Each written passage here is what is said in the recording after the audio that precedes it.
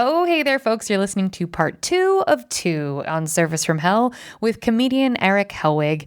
Erick has a bunch of tour dates coming up, and he is probably coming to a town near you, no matter where you're listening to this from. But go to his website, erichellwig.com, to find out show info, tour dates, etc.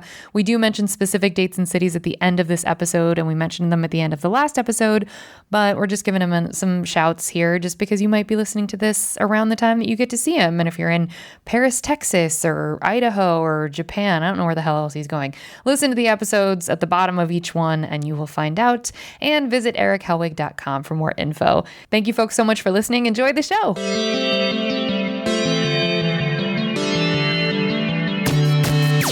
Okay. Or leave it in. Who gives a fuck? Who cares? Anyway, but it was for sure a front for drugs? Since we're not going to say the name of it, can you say where it was? Like what city? it was in Newport News where I went to college. Ooh, that's a real interesting area. I went to Christopher Newport, so it was right next to my school. And yeah, I mean, just which is Virginia Beach, basically, right? It's like 30 minutes away from Virginia Beach. Okay. I'm going to let the dog out real quick. Gordon's walking around. Oh, he's got the ball. He's got the ball to play with. Gordon, you Gordon, get out of here. Bye, buddy. I'm sorry your dad doesn't love you, and that's why you're getting kicked out. Dad doesn't love you. Put that in his head. He heard it. Okay, I will 100% bleep out the name, but so it's in Newport News, so that area it seems safe, and it is. I dated someone who was a Marine and was stationed out there, and there's a lot of milmilitary dudes out there. That's a real specific area. Yeah, I've been robbed there. That's where I was teaching. Sure.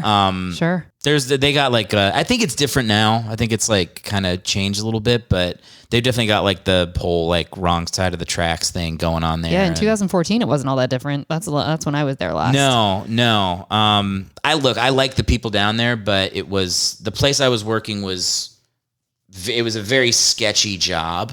Okay. That's the best way to say it. How'd you know that it was a front for drugs? Because every time I would go in the back, people would be doing and selling drugs. Ah, well, that'll do it. But at restaurants that happens a lot. No. But this is not on a level I've been in other restaurants where people are doing coke off the expo stand or something I know what that is. This was different. This was people were coming in through the back, dealing drugs all the time. If I had to go back into dry storage, I'd be knock, wait, come in. There's two dudes, and I'm I just need to get to-go boxes. Please don't kill me. While you're shooting up meth. Would you see people shoot up kind of drugs? I never saw anybody shoot up, but I saw baggies of stuff. I'm also not I didn't really do a lot of drugs. Yeah, I've smoked weed, but I've never done hardcore stuff. Yeah, so me neither. I wouldn't even know what a baggie is. Sure. But I know a baggie and a spoon is. I can figure out that if that's I see somebody black has a tar spoon heroin. and a lighter, I'm okay, they're not taking Adderall.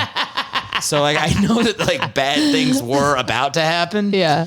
And also I had friends that purchase probably. I had a friend that got me the job. I remember I got other friends the job too, because anybody could get hired there. Because you need to be cool, but they probably, if you were vetted, if a friend recommends, it's all right, well, they're not going to call the cops. Yeah. That was the interview. It was are you a pig? Are you a pig? Are you a pig? How do you feel about ACAB? Okay, great. yeah. You have to tattoo ACAB on your forehead. Then you're fine. Then you're good. So yeah, I didn't like that job because I thought it was, I just felt really sketched out being there. Well, I would have been scared constantly because it's not the best humans in the world without although you gave 9/11 tours. So you know what? You were in good company. Okay, so that was your least favorite. That makes total sense. That was my least favorite. Okay. Yeah. What's the weirdest thing you've been asked to do whilst on the clock? Probably something at my rehearsal studio job. I can't think of anything specific right now, but the guy that ran that place also ran an improv theater, and he had opened up a bar. So he was just a crazy entrepreneur type guy. Sure. A little manic, I would say. So there would be I'd be I'm a general manager. There's 200 people in the rehearsal space, and he would just pop his head in the office and be we're going to the church down the street. I talked to the priest. He's going to give us a couple of the pews. And I'm what? And then I would just be on the back of a pickup truck with like church pews trying to make sure they didn't fall off in the middle of 128, or 28th Street and 7th Avenue. And then we like get the pews up into the rehearsal studio. I'm like, where are these going? He's like, put them on the wall. See if that fits. So it's just like crazy. Like I have an idea. Erick, help me with it. That would happen all the time when I was working at that rehearsal studio. That's chaos. Where I was like, I would go in and not know what insane thing was going to be asked of me that day. And you lasted 7 years there? Yeah, well, what was nice about it, I probably shouldn't have stayed that long, but that was at the time when I was doing improv, and this guy ran an improv school, so I was like, oh, this is a good way to like get into the community a little bit. It was like the 7th or 8th job I'd gotten in New York, but every job I'd had before that I'd left after like 2 weeks. So and I needed money. I told you I ran out of my timeshare money. Sure. So I was like, I need a job. I might not be able to stay in New York. So it did help me do that. But what happened was like, as I would get, they never paid me a lot, but they were very friendly to the fact that like I had auditions or something, or like I never want to miss a creative thing. So they would be like, we're going to pay you dog shit, but you can do all those things. You'll never miss a thing. Well, so that's worth something. At the time, that was very valuable to me. So, and you were squatting in a condemned building at the time, so you didn't have rent, right? Yes, that's true. So how for the first year I was working there, I was squatting. How did you get connected to a building where you were squatting? So when I moved to New York, I just found a place online that was like, wire me $200, and it was this like illegally cut up building that I guess used to be like a factory floor, but they turned it into like 32 rooms, and we were all sharing like 4 bathrooms and 3 showers. It was crazy. Oh my God. And so my room didn't even have natural light. It was in the middle of the space. So like I would, like when have you ever slept in a room with no natural light where like you wake up and you're like, is it midnight? What time is it? Is it 2 p.m.? Who knows? Yeah. So I did that for a couple months. I was like, this is crazy. I can't do this. I was only paying $200. The place right across the street had a sign up for an apartment rental. It's all of New York. I could go anywhere. And I'm like, I just saw a sign and was like, there.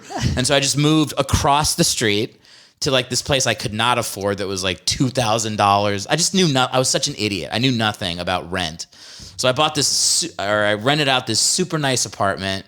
It was like $2,000 a month. I could not afford that. All my money like dried up a couple months in. And then one day I'm like in there in this nice, beautiful apartment that I can't afford to furnish. And I see people like throwing their bags out of the building I used to live in. And it was because it had gotten condemned. The guy who owned the space had not like paid the rent for a year or whatever. So the fire marshals came in and were like kicking people out. They have like fucking guns. Holy shit. And they're like, not like pointing at people. They have guns holstered and they're like, everybody get out. I just walked across the street and went in and people are crying. Like, where am I going to go? And then there's one guy that lived there that I was kind of buddies with who I guess used to be a lawyer. And he was like, yo, if you just move your shit back in here, I'm going to be able to fight this in court. You can probably just crash here for free for a month or 2.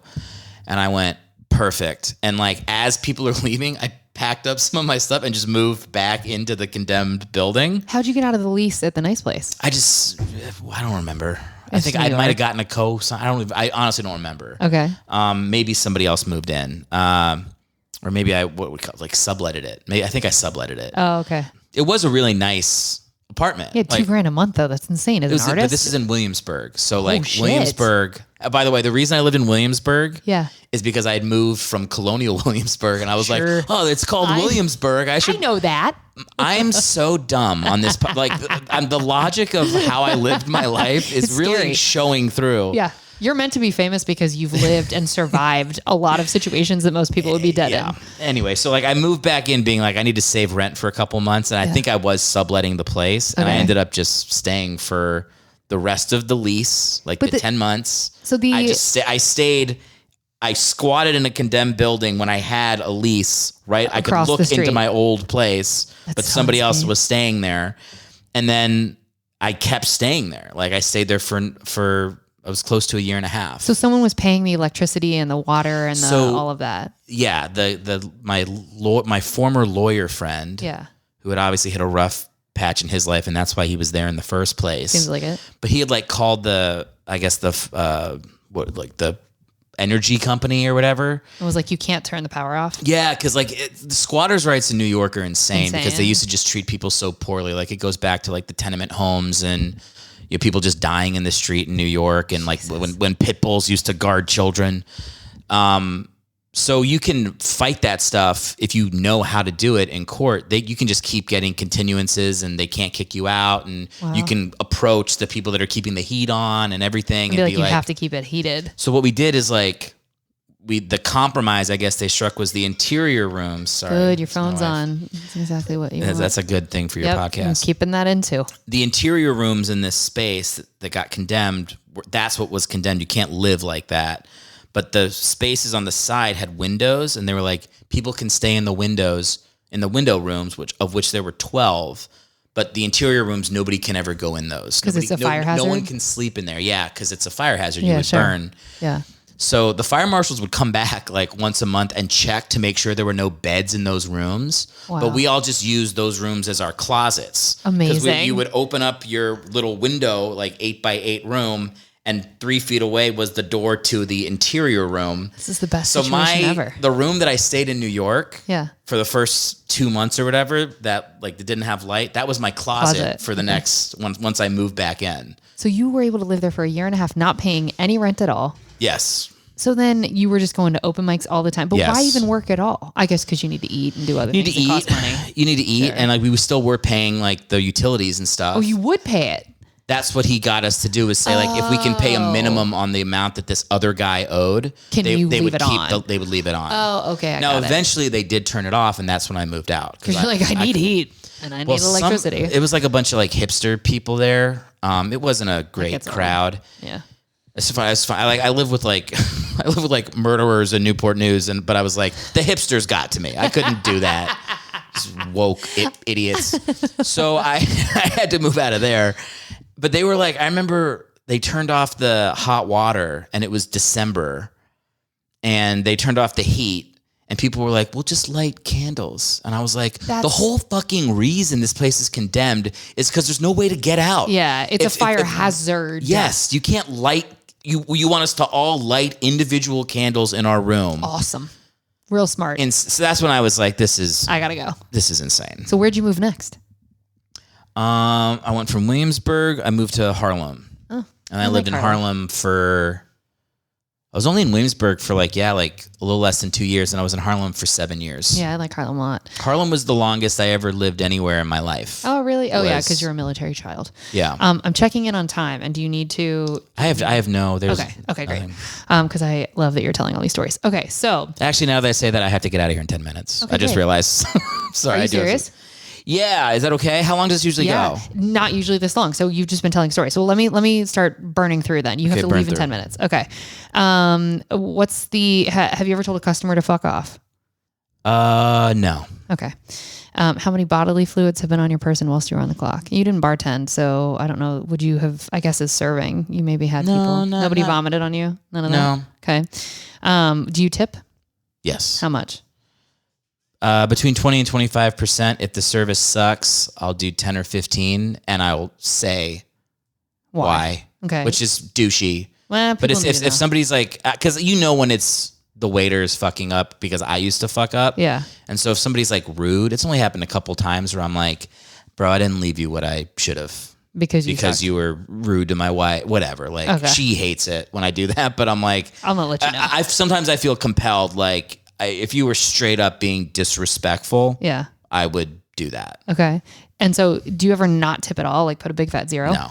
Really? Do you tip everybody? Uber drivers, Lyft drivers, baristas? Yes. Oh, I always tip something. Really? Even like takeout, which I'm like, am I supposed to do this? Yeah, takeout, they appreciate it. What? I'd rather err on the side of tipping something always. Okay, but my dry cleaners has started putting out a tip jar. Would you tip the dry cleaners? I think that's insane. Really? Yeah. That feels bonkers to me. Everybody tips. All right. Have you ever been fired from a customer service job? Yeah, I got fired from Baskin Robbins. Why? That was high school. Why didn't anybody care? Because I was forgetful. And you were giving away mint chocolate chip to hot chicks. I actually was giving away ice cream. Yeah, that'll do it. Okay, and last question in this section. Can you describe the archetype of the worst customer you would ever interact with, or an incident that you're like, oh, this person sucked?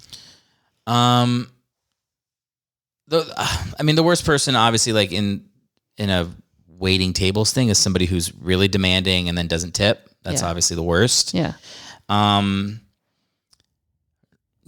on the tours, it's like I could handle like people kind of like heckling or thinking they were funny, mostly because I was a comic, so I knew how to like shut that down. Yeah. So, and also, I kind of, as a comic, I like when people talk back. Do you? Yes, it's fun. I don't like doing a set where I've planned out every word and I get to every word in the exact order that I said I would. That's why I told you before. I was like, don't tell me the questions. I don't want to. I don't want to know where I'm going. Like, I like to have an idea and then kind of figure it out. Be on the ride. So that part never bothered me, but it was like shitty, just shitty people that don't respect that you're handling their food. Hello.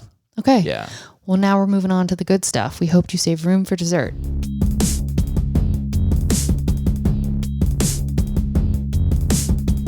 Ready to go? Do you still have... Ready to go. Now I have as much time as we need. Okay, I'm just going to keep all of that in so that people understand. Well, here's what you could do is like, I would love...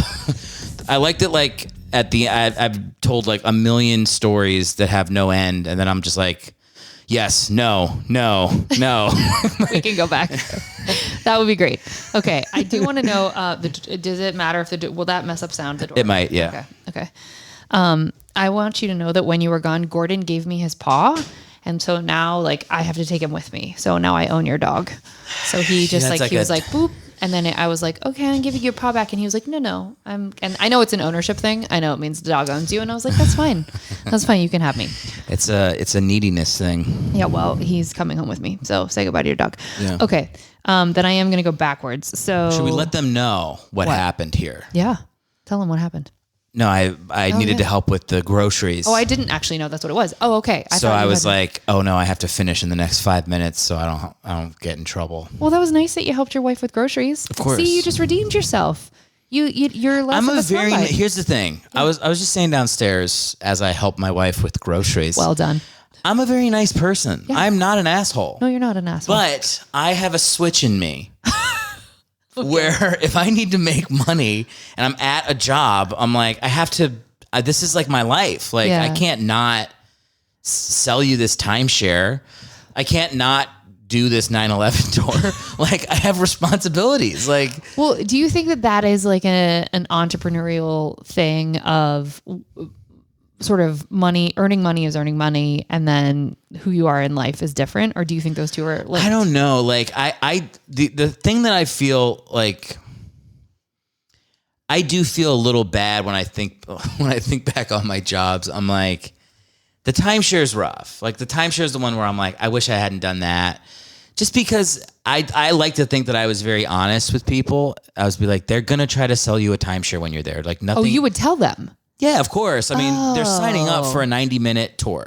Okay. And for doing that, they get to stay at the timeshare and they get to be in Colonial Williamsburg. And like when I was doing the trade show thing, it was like they're paying $300 for like a 7-day trip or something. Damn.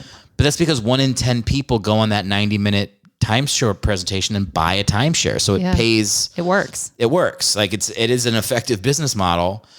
So I knew that. So people would be like, are they going to keep me there for like 3 hours? I'd be like, if you ask a lot of questions, if you just shut up and set a 90-minute timer on your phone. And then you're like, I got to go. Yeah.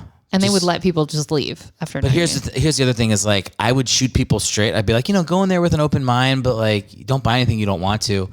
They would be like a month later, like, Eric, half your tours bought last week. Like, because I was doing that, I wasn't trying to prep them for a sale.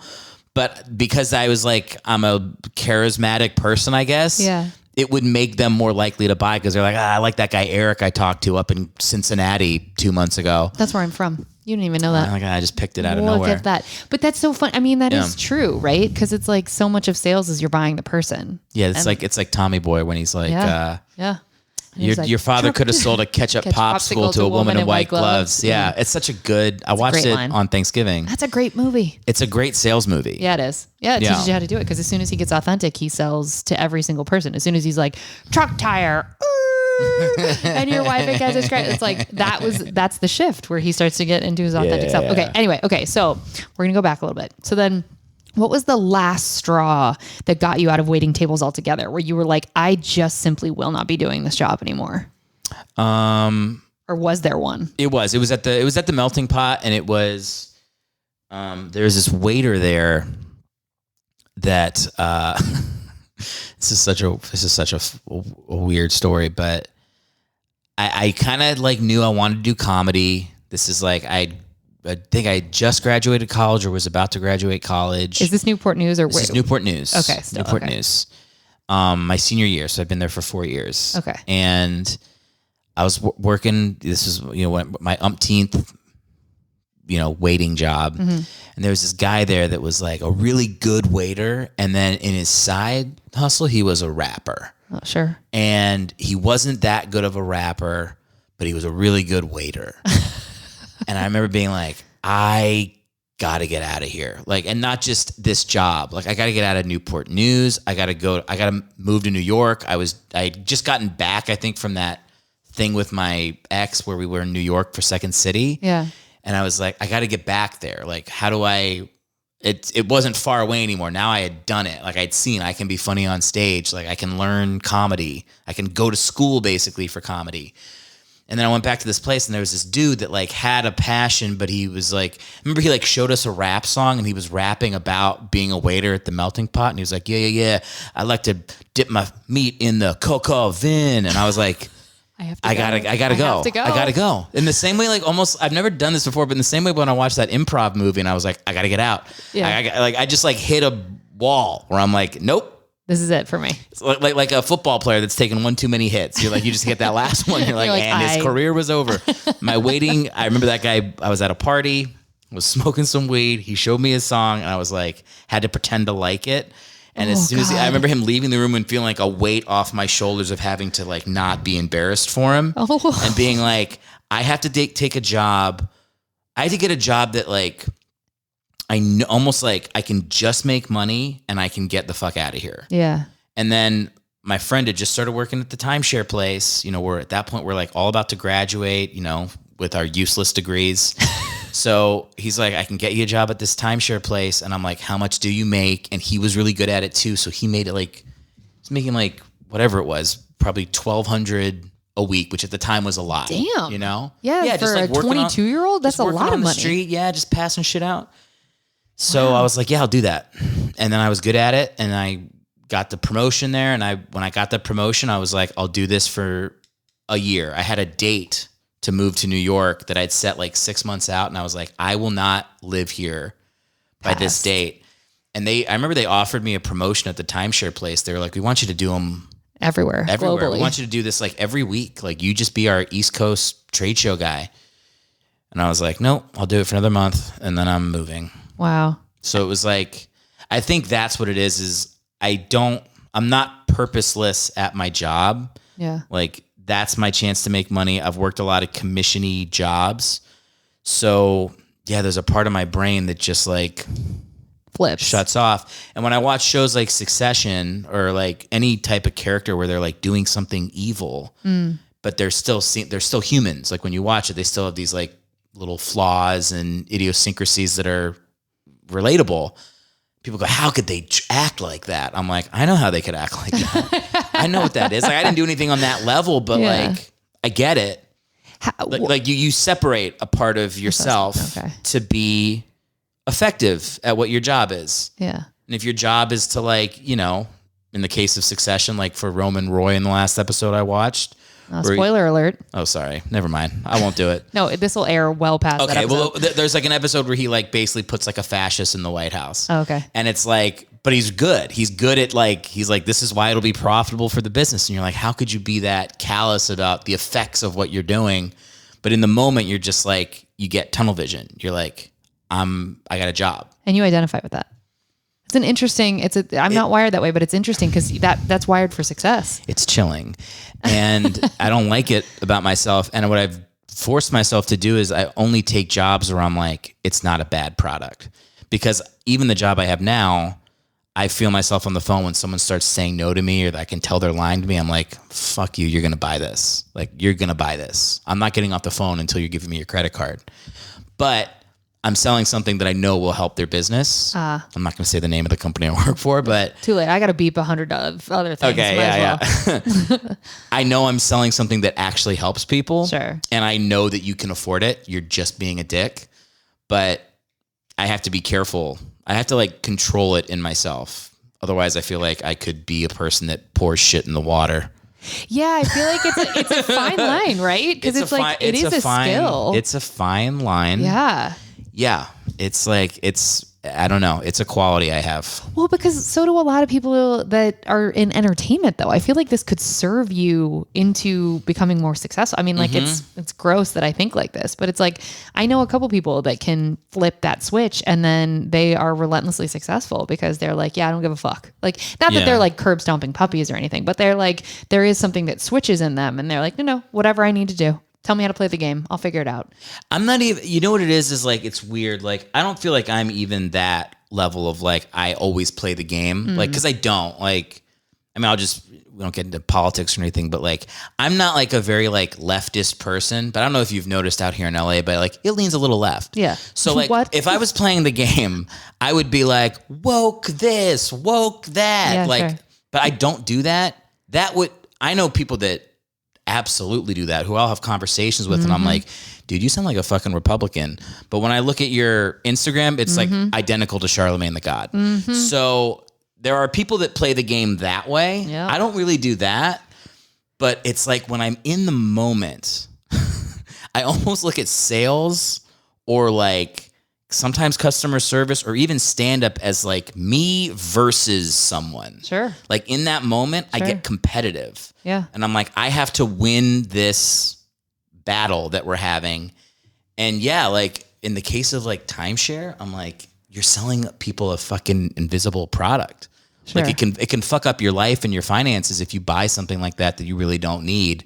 And most people don't need it. It's not a smart way to vacation, I think. I agree. So that's the thing where I look back and I'm like, okay, yes, I used to, you know, my buddy Rob Stern, who's a comic, has a funny way of saying when we worked at the Pantages, he was like, yeah, we boiler room sales old ladies into coming to see cats.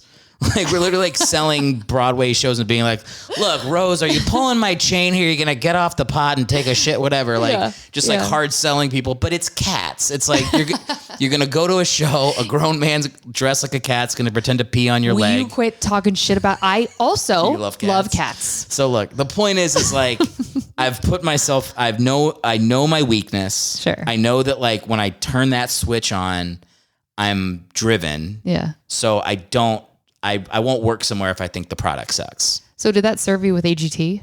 America's Got Talent, y'all. How so? In the way that you were like, this is a competition. I can be singularly focused. Whatever these judges need to hear from me, I will give them so I win. No.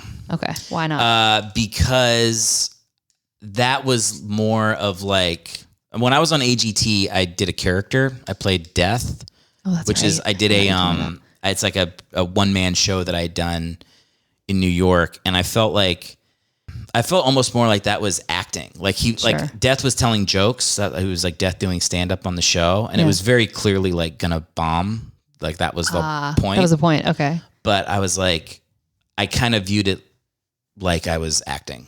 Okay. Like I just need to stay in my character, and if I do that, whatever happens, and you know who knows? Like stuff could go well, but likely this is not the crowd. It's gonna really for this character, and also like the character when I do it in real life.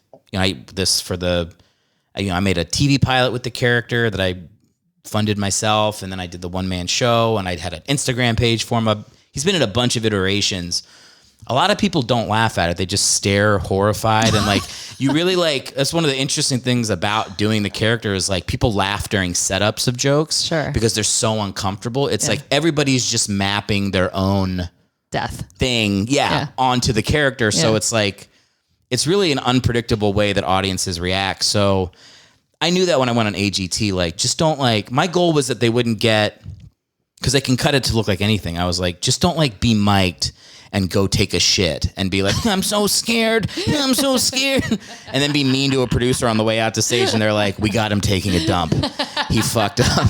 So like, I knew to just be in character. As soon as the makeup went on, I am him, even when I'm not on stage. Even when I'm just backstage, I was just sitting in a chair. My buddy was there and I'm being Death. Like, I'm not talking, but I'm in that mentality. I'm thinking of babies and blenders and all the horrible shit that he's seen. And then by the time I got on stage, I wasn't even like, the jokes need to work. I was just like, character does. I'm death. I'm death. I'm death. I'm walking out on stage. They're booing me. Great. Mankind this is unfair. I'm just doing my job. Like, that's what I was thinking. And so then all the laughs I ended up getting on stage it was from like more of like the improv-y moments. It was stuff I had not scripted in my head. It was just reacting to the judges, reacting to the way people were talking to me. And then, whatever, when what made air was they like edited my set. So it was like, he came on stage and he bombed the whole time. Aww. In real life, I was like on stage for 7 minutes and I was crushing and then going bad. And then at the very end, they buzzed me. And then the audience kind of like turned on itself and they started booing really loud. But people were like, are you mad that like they didn't leave in the parts where you did well? And I was like, no, I knew I went there knowing that. I went there knowing it's like they're going to use whatever they need for the show. That's and right. They ended up putting me like commercial to commercial. That's awesome. So I was on the show for 8 minutes. We shot sketches afterwards. They gave me a whole backstory. They like animated parts of Death's childhood and stuff. Holy shit. So it ended up being like this really cool career thing that I was not expecting, but it all came from like the mentality of like, I need to just stay in the character the whole time. Sure. And I think people saw me, because I was there for 2 days. I think people saw me being Death the whole time and they were like, I think the producers kind of wanted it to be a longer bit. Oh, they liked that. They would see it and they'd be shooting somebody else's interview for AGT. They'd be like, get the death, walk in the background and stare at the old lady like you're about to rape her. So like they kept putting me in other people's stuff for the 2 days before I went on stage. I love it. And all that made the show. They used like everything we shot. It all made it in. So did that open doors for you?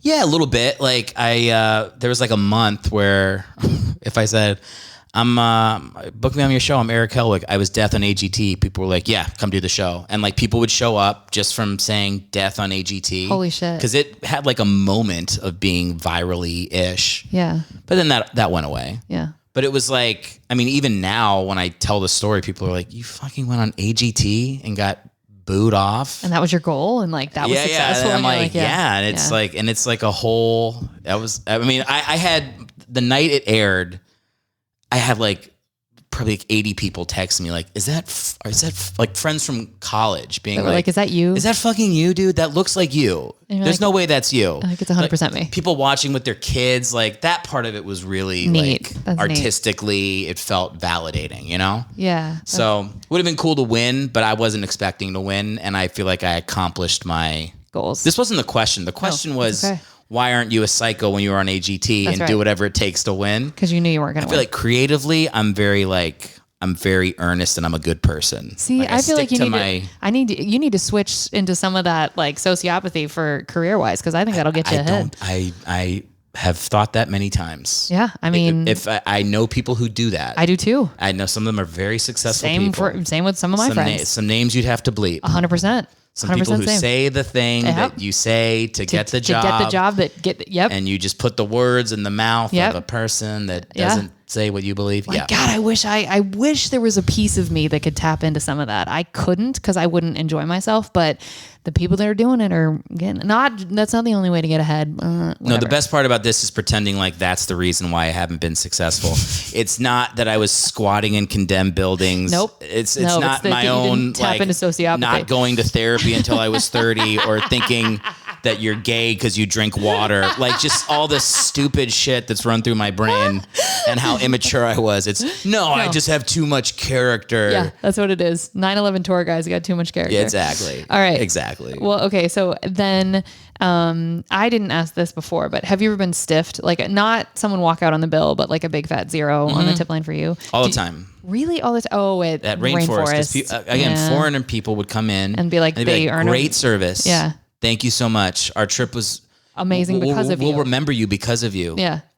15 cents. Yeah. Ugh. Yeah. Well, I think Virginia is a $2.13 an hour state, right? And I think so is I think DC is it's a Commonwealth, but I think, or whatever the hell they call it. What is DC? I don't know. It's not a state. Commonwealth. But I think that's also $2.13. I think on the East Coast, it's very common for $2.13 an hour for servers. And I think out here, when I was making minimum wage and getting tips, I was like, what the fuck is this? We actually get checks. It's not just tips. And they were like, yeah, you have to live. And I was like, oh. So it's nice. Yeah, it is nice. It's livable. Okay. Well, now we're going to move on to the good stuff. Do you need to go do more groceries or okay? We're going to move on. Okay. Just give me the questions. Okay. Hope you save room for dessert.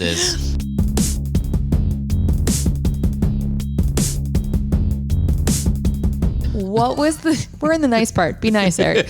What was the nicest thing a customer has done for you whilst you were working that you can think of? Or maybe a client or... The nicest thing a client's ever done for me. Or customer. Barbara Corcoran tipping me $100 was pretty cool. It's pretty good. That was nice. You've already name dropped her once though. So you got anybody else? Like all the sharks came on my tour at some point. I'm like, Mark Cuban after the 9/11 tour. He let me shoot a 3 for the Mavericks in the fourth quarter of a blowout. Good, that's answered. We're going to move on. No, wait, no. I want to think of a real nice thing somebody's done for me in one of my jobs. Because I bet it's happened. Of course. Okay, I can think of something. So I was working at the Pantages. I signed somebody up. We were getting along. They were like, "What do you do?" I'm like, "I'm a comedian when I'm not." And then he was like, "Oh, can I see you?" And I was like, "Yeah, you can check out my podcast. I just started a podcast." And then he checked out my podcast, and then he wrote me a 5-star review, and then he came to see a show, and he's like a fan. And now he likes my tweets and stuff. Bless him. So it's like, that's never happened before. So that was cool. That's really lovely. That's the kind of shit that everybody likes. Well, I'll say this too. I've also had people who I've talked to and I've said I'm a comedian and they've looked me up and then I can't get a hold of them again. So I know my comedy's not for everybody. Yeah. And at my new job, I don't even go by my name. Wait, why? I don't go by Erick Hellwig. Yeah. Go by my full given name so that nobody can look me up. Which is Octavio Sands. So Sands. Yeah, that's how they know you now. Okay. What's the best tip you've ever gotten that you can remember? Don't tell me it was that $100 because we're giving Barbara a lot of airtime. That is the best tip I ever got. Is that really? $100. Yeah, that's it. No, I probably got a bigger one. I probably got bigger ones on the 9/11 tour. Oh yeah, and also at the drug den that you worked at in Newport News, weren't people just slipping you money all the time? No, they were paying for like a $3 pulled pork sandwich. So they could buy meth in the back. So they could buy meth in the back. Okay, that makes sense. But yeah, probably the 9/11 tour. Okay, fine. Best time you've ever had at work? You're like, how quickly can we move off? Yeah, I'm going so hard away from it. Get away from it. This is the positive section. Sorry, my bad. I want to talk about people jumping out of windows. The best time you've ever had at work, and it can't be on stage or anything like that, but a time that you look back and you're like, customer service isn't the worst. I had a great time in this job I'm working at right now. We had this training. Are you doing this because you have to? Are you saying this? No. This is true. Okay. This is true. So I work at this job right now where it's really hard and we have to learn a lot of stuff and there's a chance to make money. And I did really well in the training, but everybody was very supportive and I felt like everybody was trying to help each other in a nice way. And I really, that part just ended. And now I'm past training and I just feel like now they're like, just make money. And I'm like, where are all my friends from training? But I think about, and it was all remote. So this just started 2 months ago. Yeah. So, but yeah, I'd say hanging out in the Zooms with with the training class I had was probably the most fun I've had at work because there was so much stress in the job that by the time we could put it away for 15 minutes and just joke around, we had some of the biggest laughs I remember having at a job. It's relief. It's like the room was relieved. And everybody was cool. So I'd say that was it's very recent, but I've had a really good time at this job. That's great. Yeah. And what's the best lesson that you have personally learned from working in customer service? We talked about it, but I've learned a lot about myself and my positive traits and my negative traits. And I think that that's important to know if you want to have a successful relationship is to be I am fiercely competitive And like, if I don't keep that under control or channel it into the right places, like it can be corrosive to relationships. And it has been when I was younger. Yeah, sure. So I'd say that's the most important thing is like you learn about yourself if you're paying attention. So have you learned anything about the world through customer service? I mean, you know, like if you get me on like a good day, I'm like, we're all one in the universe. We are the world. I don't have the rights. And then if I stub my toe, I'm like, we're just meat with holes, just sheep. These fucking sheep. Like, I hate people. You got me in a moment now where I'm like, the podcast is coming to an end. People are generally good people. Right. Everybody's having a good time. Everyone's having a good time. We're all just on our own journey. You know, I think a ghost could be real. And that could be very different in 5 minutes. Okay, good. So we're going to wrap up quickly. Well, last question. What's one piece of advice you would give to customers who interact with customer service workers? You know, I don't know. I did not come into existence the second you picked up your phone. I'm not like a putty from the Power Rangers that like Lord Rita made that just goes, buy this thing. Like, I have a family, I've got a dog, I've got dreams. Yeah. Like, so if you tell me to fuck off, well, I'm kind of used to people telling me to fuck off. Yeah. It's like, it's still, I feel something. Sure. So, like, do you ever watch The 40-Year-Old Virgin? I have seen it. You remember there's a scene where Catherine Keener gets a call from a telemarketer, and she's like, "Are you a telemarketer, James? Fuck off! Jump off a bridge, why don't you?" And it's like this whole thing that like making she's terrible to this guy on the phone. That bothers me. Yeah. I'm like, I think Judd Apatow deserves to be canceled for that. How dare he? How dare he? Because it's like, this is where I burn bridges. But no, it's, I don't really care. But I do think there's like a level to that's annoying. So it's like, just, you can say no. Yeah. It's okay to say no. Yeah. But like, let's just speak honestly. Yeah. You know, like if you're not interested, just say that. Don't tell me maybe. Yeah. Oh, do you hate that? Is that the worst? That's the whole, for sales? Yeah. That's the whole thing is like, just say no. Fucking tell me no. Really? But you won't double down if I tell you no? Because that's why we don't say no, because we're scared. What I'll say is if somebody tells me no, I'll be like, my line now is I'll go, perfect. And just to make sure that somebody else from my company doesn't call you back in 6 months asking the same questions, can you let me know why the answer is no so I can make sure I mark this down for you? Wow. And then they tell me, and then I'm like, object response, baby. Give me that credit card. Have you ever made a sale after they've said no because they gave you the reasons why? I only make sales after they say no. Are you serious? You have to like, I want to say this too. If you're a good salesman, you have to really make sure you don't use those sales while you're dating because no means no outside of sales. I want to say that. Okay, is everybody listening?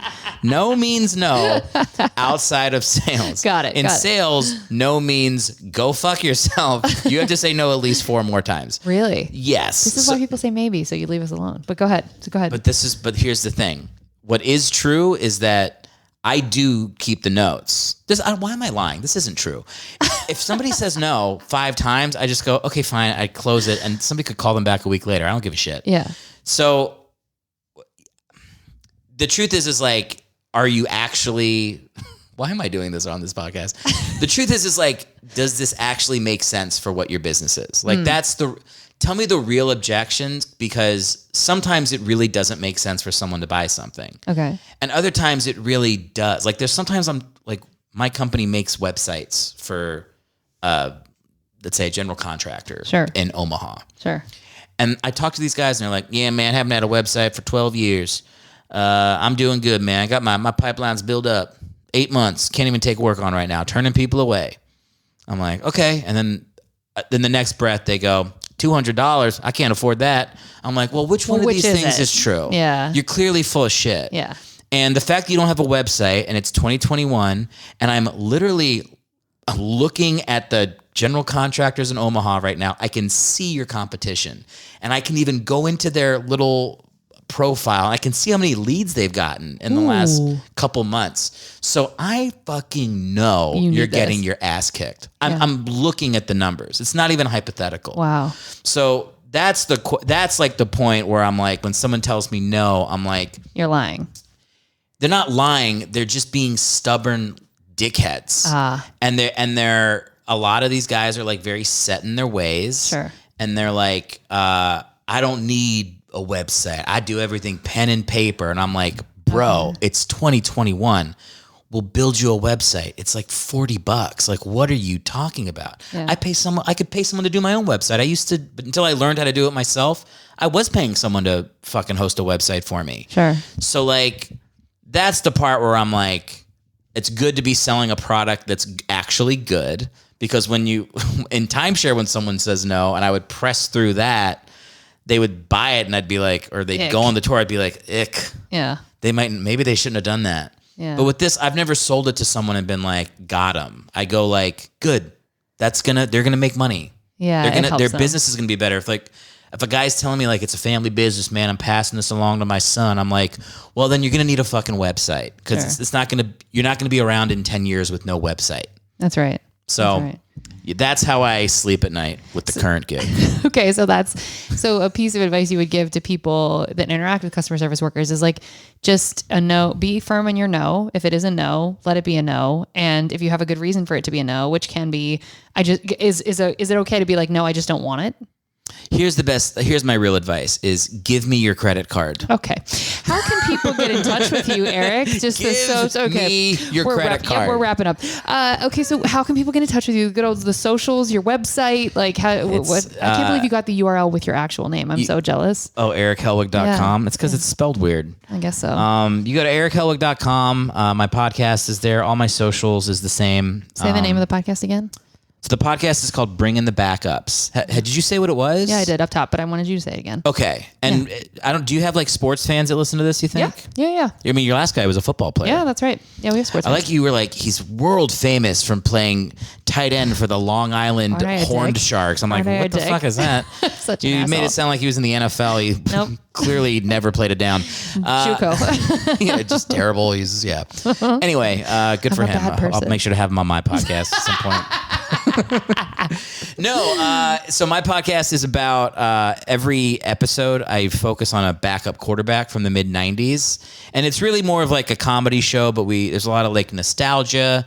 We bring on comics to talk, so it's like I've gotten a couple backup quarterbacks to actually come on the show. That's awesome. Yeah, it's really fun. That's like doesn't happen a lot. They don't respect what I'm doing. And also it's like athletes are very type A people, so they don't have a sense of humor about what they do, specifically about a podcast about how much they sucked at what they tried to do. A podcast that's like playing with the fact that they threw 3 passes in the NFL and didn't complete any of them. So when I write these guys on Twitter, I'm like, hey man, you want to come on my show? It's about quarterbacks. And they're like, yeah. And I'm like, here's an episode. And then I hear nothing. Crickets. Yeah. And it's funny. One of the guys I interviewed is his name's Jabron Hamden. He threw 2 passes in the NFL and completed one of them for 8 yards. You know what? So that's awesome. 1 for 2 for 8 yards are his career stats. And he's like a very artistic dude. And I had him on the show and he's like, look, man, I'm on this show because I don't give a fuck.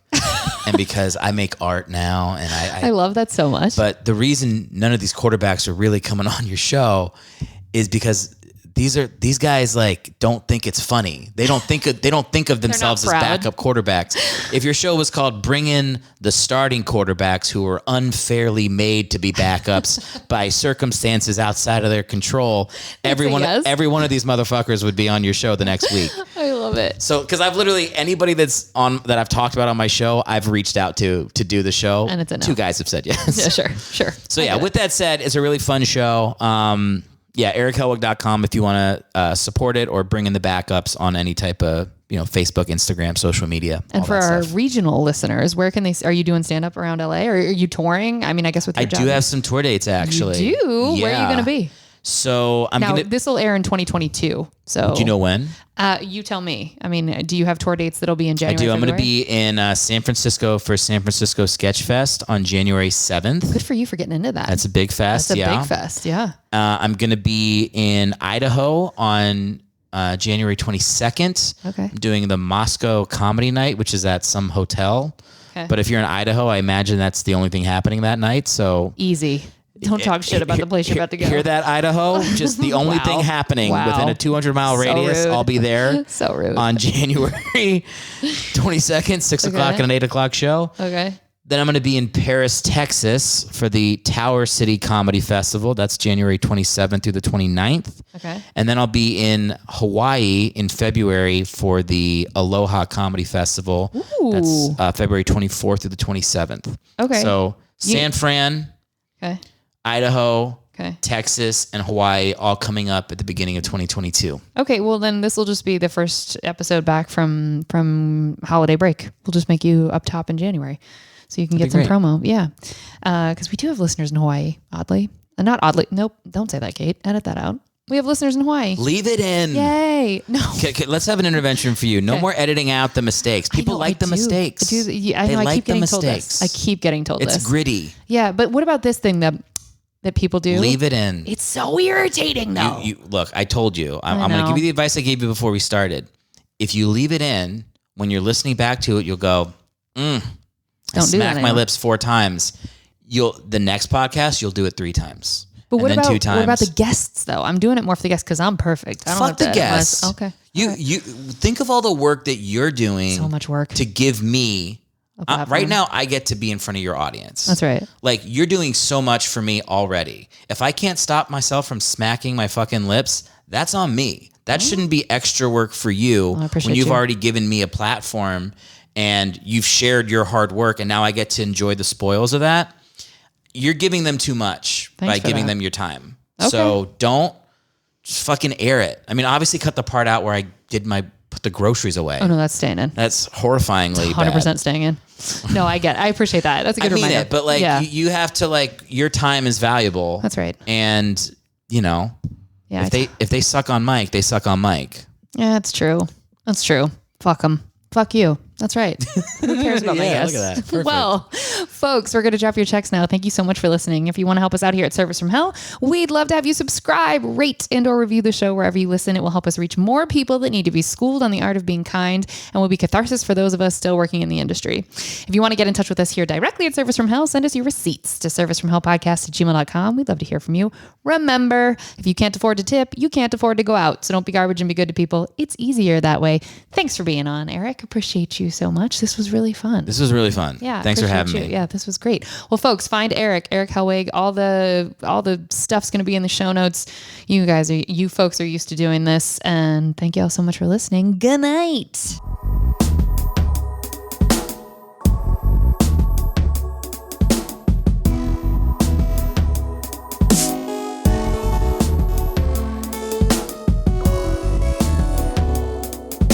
Do you correct you guys to you folks to keep it gender neutre? Yeah. I used to say hey guys, it's a blah, blah, blah.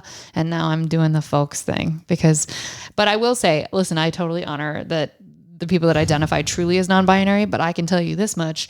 When acting work started having a whole lot more postings for non-binary, all of a sudden, so many people in the acting world had they, them, and their pronouns for all of the socials. And I was like, I believe probably 50% of you. A horrifying development in my life has been becoming slowly more conservative as I get older. Oh no. And I'm like, please, I feel like I'm getting pushed towards the edge of the cliff, and I'm like, please stop. Please, I don't want to go any further. But every time I agree a little bit more with what my dad says, I literally am like, I have to get off Twitter. It's Twitter. It's people's Insta stories. They're driving me insane. They are. It's so the woke police are getting under my skin too. Yeah. So, and I'm also with the gender neutral stuff, I'm the worst. My wife would be like, this person in our life, they now go by they, them. I'm like, okay, I'll try to remember that. And then as soon as I see him, I'm like, bro. Like I just like default to like, I call my wife bro. I know. I call everybody dude. Everybody's bro. Same. Everybody's dude. Everybody's bro. I know. But even that, listen, if we're being really specific, to say guys, bro, dude, like those things have a power behind them and they're all masculine. Why isn't it powerful to call somebody a pussy? That's all I'm saying. You just solidified my vote for Trump. Thank you so much. I was so close to getting you going to get one more Democratic vote out of me, and then you said that. So it's on you. I was going to sit the election out. You're going to see me hammering in Trump signs in fucking the middle of the country now. I'll be like, I was ending a podcast, and she said I can't call people pussies anymore, and that was it. Sent me right over that cliff. There you went. You went over the cliff. There it was. Build a wall. All right. Thanks for having me. Good night, everybody.